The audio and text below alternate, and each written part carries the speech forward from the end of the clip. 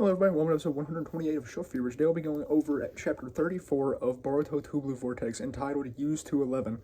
In this chapter, it shows that Ikimoto can write, guys. Like, okay, so it's just a great chapter. I'll get over, I guess kind of go over the story real quick. But yeah, so it starts off at the end of the last chapter where we see as Mamushi is defeated and his, what's it called? Tree, soul bulb, whatever it's called, is acquired by Boruto. And we see how he mentions actually if he does not get it to the divine tree of which Mushi was made, then it will dissolve within minutes. So he has a time limit here to get back to Bug, who was the one that Mamushi was based off of. But yeah, then so after that, we see as he goes off, and then we see then as Sarada is taken off to the hospital to be watched over by Sakura. And we see that Sakura mentions about how, well, she actually holds out some fingers and stuff like that, and we see that her, or at least Sarada's eyesight has greatly deteriorated since she used the Mangekyo Sharingan.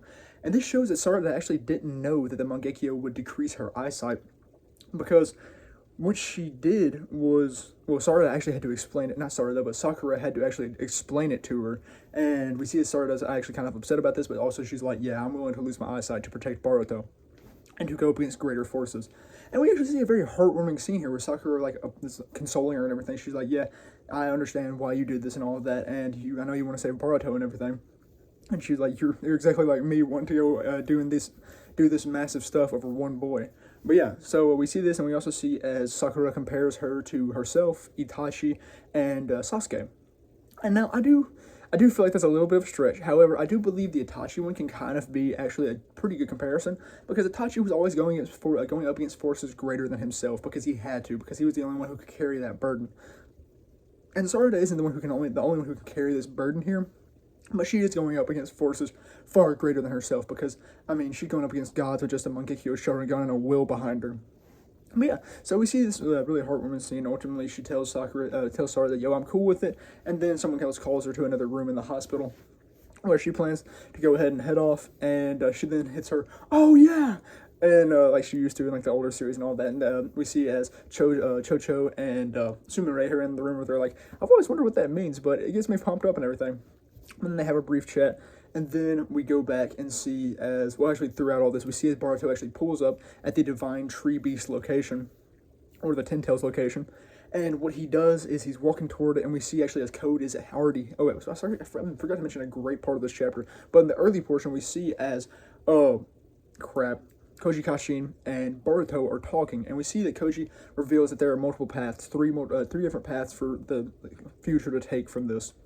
So we see, at first, as he says, yo, first path is that you kill Code and everything goes on. Second path, Code runs off and then goes after Sarada. And then he said, there's also a third path, but I'm not going to tell you about it yet since it is still a possibility, since I haven't told you about it.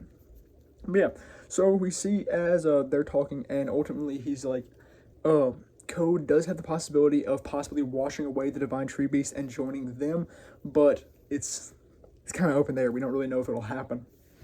But yeah, so then that's when we actually see as Boruto pulls up around the Divine Tree Beast area, where we see his Code is lurking in the tree where Bug is, which Boruto is walking up to, obviously, to try and free him with the bulb, and we see his Code is planning to slash Boruto's throat.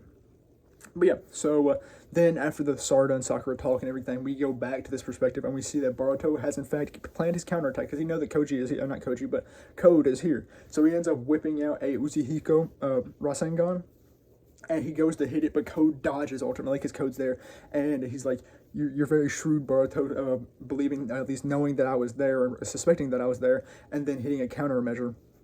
But yeah, so after that, we see as ultimately Code ends up running away, and after that, Boruto's like, well, crap, he ran away, I can't really deal with him right now. And then we see as Bug's bulb and Bug start to dissolve, and and Boruto's like, oh, man, sorry, old man.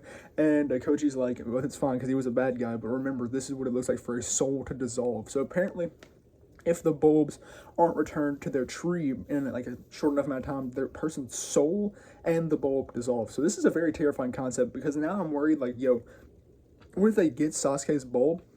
Or, what's his name? I think his name's like Hidari or something like that. Yeah, Hidari. What if they get his bulb and they don't get back to him in time? What if Sasuke dies because of this time limit? I mean, it was a very short time limit, too, because, I mean, Boruto had a brief yap with Koji, then he used, his, oh my gosh, why did I forget it? What's it called? I said instant, instant transmission. It's not instant transmission. It's, Flying Raji. And he used that, ultimately got to the code area based off a little like metal thing he had there, and then that was it. Like right after that brief contact with code, the bulb dissolved. So there's a very short time span between getting the bulb and resuscitating the person in the tree. So I'm really worried about this. But yeah, like this chapter was really good. Like the art style was good. The aura behind Boruto almost walking up and hitting code in the tree with an Uzuhiko. And then we also see like the very heartwarming scene between Sarada and Sakura. Like honestly, this was some great characterization that from Sakura that we really haven't seen in the Boruto series so far, because Sakura is a good character. I've always liked Sakura, but seeing her here and actually be very motherly and very supporting, it was a nice, fresh take on things. But yeah, so we saw that. And just generally, like the entire concept of this was good. We actually get to see as more people are going to Boruto's side and like believing that he's not actually horrible, because we see it while Chocho's talking with Sarada and Sumire. She's like, "Yeah, Boruto, he is fighting for Konoha. He's a real thing." So yeah, it's just good to see as everyone's kind of like coming more to Boruto's side, to see the story progress more in such a way, because I'm really curious about where it'll go next. Especially, I mean, I know another Divine Tree base is gonna have to get beat, but I don't know which one it will be. But yeah, all that was just really cool to see, and I cannot wait to see more, because it sucks that the chapters are monthly. I hate that, because, I mean, when Ikimoto is writing and doing as good as this, it makes you want another chapter, like, so bad, like, next week, or the next day, but we're not getting it for another month, so we'll just have to wait and see what chapter 35 holds for us. Also, I forgot to say, the color spread for this week was a coloring of code. I mean, because it was very pertinent to the chapter, because it's predominantly about code. And it was a beautiful color spread. Like, he had like a nice purple vest on and everything. It was really cool. Better than last week's, most certainly. I mean, not last week, last month. But yeah, that's how it really was for chapter 34 of Boruto Blue. Oh my gosh. Boruto 2 Blue Vortex. And all I really have for episode 128 of Shelf Review. So thank you very much for watching.